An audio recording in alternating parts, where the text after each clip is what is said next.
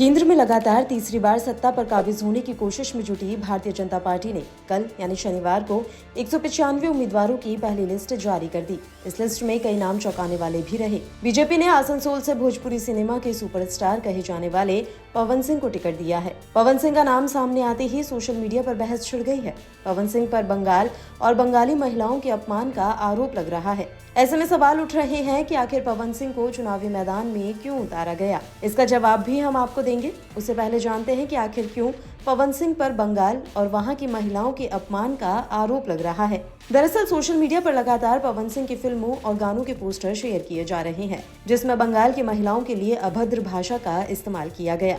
Social media पर उनके गाने के कुछ स्क्रीनशॉट लेकर शेयर किए जा रहे हैं कि बीजेपी ने ऐसे उम्मीदवार को बंगाल की धरती पर भेजा है जो बंगाली महिला के खिलाफ अश्लील गाने गाता है। लोगों ने पोस्टर शेयर कर लिखा कि भोजपुरी इंडस्ट्री का सबसे चरित्रहीन और बेहुदा इंसान है पवन सिंह। महिला सुरक्षा पे ज्ञान देने वाले लोग अब मूस के बिल में छिप गए होंगे। पूर्व में इस सीट पर सांसद रहे बाबुल सुप्रियो ने भी पवन सिंह पर निशाना साधा है। उन्होंने अपने एक्स अकाउंट पर लिखा कि आसनसोल को पवन सिंह मुबारक हो। बाबुल ने अपने पोस्ट में कुछ फिल्मी गानों के पोस्टर भी शेयर किए और उनके बारे में लिखा कि मैंने व्यक्तिगत रूप से इसकी पुष्टि नहीं की है और ना ही करूंगा, लेकिन मेरे पास इन फिल्मों के पोस्टरों की बाढ़ आ गई है। कलाकार पवन के खिलाफ कुछ भी नहीं है, लेकिन अगर ये पोस्टर सच हैं तो ये स्पष्ट रूप से दिखाता है कि किस तरह का सम्मान है बंगाल के लिए और विशेष रूप से बंगाल की महिलाओं के लिए। ऐसे पोस्टर्स की इस समय बाढ़ आई हुई है। बंगाल कांग्रेस के एक नेता ने ही ऐसे पोस्टर शेयर कर लिखा कि ये है भोजपुरी अभिनेता और गायक पवन सिंह, जिन्हें आसनसोल लोकसभा से बीजेपी का उम्मीदवार घोषित किया गया है। पवन सिंह एक स्त्री द्वेषी है और बंगाली विरोधी गाने गाकर बंगाली महिलाओं को और अधिक कामुक और अपमानित करता है।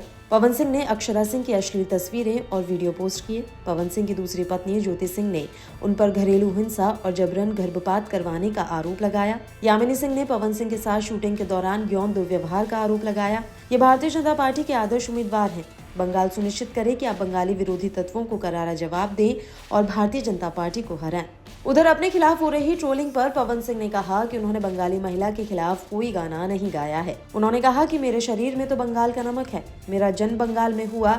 मेरे पिताजी बंगाल में काम करते थे, वहाँ से वह पैसा भेजा करते थे। पवन ने कहा कि मुझे आसनसोल की जनता पर पूर्ण भरोसा है कि वे मुझे जिताएंगे। यहाँ आपको ये भी बता दें कि पवन सिंह ने ये सारी बातें एक निजी चैनल में बातचीत के दौरान कही है। खैर, अब सवाल उठता है कि पवन सिंह को बंगाल की आसनसोल सीट से टिकट क्यों दिया गया। दरअसल 2019 के लोकसभा चुनाव में बीजेपी के प्रत्याशी और हिंदी बंगला सिनेमा के चर्चित गायक बाबुल सुप्रियो को लगातार दूसरी बार जीत मिली थी, लेकिन 2021 में उन्होंने पार्टी छोड़ दी और लोकसभा सदस्यता से इस्तीफा दे दिया। आसनसोल संसदीय सीट पर 2022 में उपचुनाव कराया गया, जिसमें तृणमूल कांग्रेस के प्रत्याशी और फिल्म अभिनेता शत्रुघ्न सिन्हा को जीत मिली थी। अब एक बार फिर देश में लोकसभा चुनाव होने जा रहे हैं और बीजेपी की कोशिश है कि आसनसोल संसदीय सीट पर फिर से कब्जा जमा लिया जाए। माना जा रहा है कि तृणमूल कांग्रेस यहां से शत्रुघ्न सिन्हा को फिर से मैदान में उतार सकती है, जबकि बीजेपी यहां पर फिर से जीत करना चाहती है। इसके लिए उसने भोजपुरी सिनेमा के सुपरस्टार पवन सिंह पर दांव खेला है। पश्चिम बंगाल के आसनसोल से भोजपुरी स्टार को टिकट दिए जाने के पीछे बीजेपी की खास रणनीति भी है।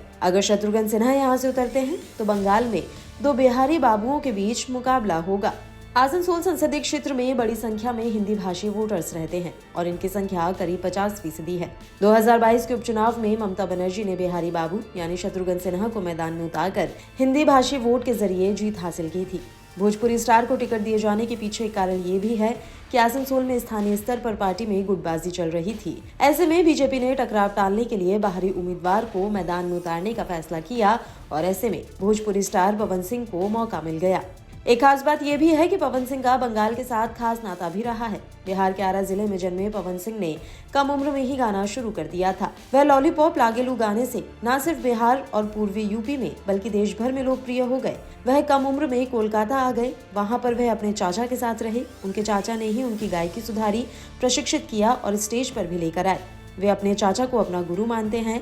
उनकी बंगाली भाषा पर भी काफी अच्छी पकड़ है। हालांकि पवन सिंह बाद में आरा लौट आए और अपनी स्कूली शिक्षा बिहार में ही पूरी की। आरा के महाराजा कॉलेज से अपना ग्रेजुएशन पूरा किया। आसनसोल में बड़ी संख्या में भोजपुरी बोलने वाले लोग रहते हैं और उनके बीच पवन सिंह खासे लोकप्रिय हैं। बीजेपी इस लोकप्रियता के जरिए फिर से आसनसोल सीट पर कब्जा जमाना चाहती है। हालांकि विवाद के बीच चुनाव लड़ने से पवन सिंह ने इनकार कर दिया है। जब से उम्मीदवारी की घोषणा हुई, उनके फिल्मों के नाम और गाने शेयर किए जा रहे थे। विपक्ष भी सवाल उठा रहा था। जो उन्होंने ट्वीट किया, उसमें उन्होंने कोई वजह नहीं बताई, लेकिन ऐसा माना जा रहा है जिस तरह का विवाद हुआ, जिस तरह से विपक्षी दल इसे मुद्दा बना रहे थे, ऐसे में ये भी वजह हो सकती है।